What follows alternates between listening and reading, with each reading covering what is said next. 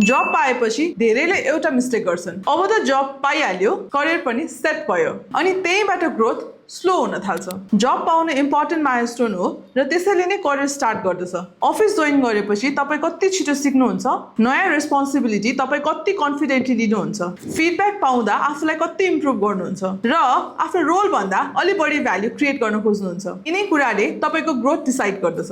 मैले धेरै प्रोफेसनल्समा एउटा डिफरेन्स देखेको छु। केही मान्छेहरू अफिस जोइन गरेको 6 महिनामै सोच्न थाल्छन् अब के गर्ने, नयाँ काम माग्छन्, फिडब्याक लिन्छन् र डिफिकल्ट सिचुएसन्स आयो भने पनि पछाडि हट्दैन। अनि केही मान्छेहरू चाहिँ मेरो काम यति हो भनेर सेम रुटिनमै बसिरहेको हुन्छन्। सुरुमा दुईजनाको पर्फर्मेन्स सिमिलर देखिन्छ, तर 2-3 वर्षपछि डिफरेन्स आफै देखिन थाल्छ। किनभने करियरमा ग्रोथ एक्सपिरियन्सले मात्र आउँदैन, एक्सपिरियन्सबाट तपाईँले के सिक्नुभयो त्यसले डिसाइड गर्दछ।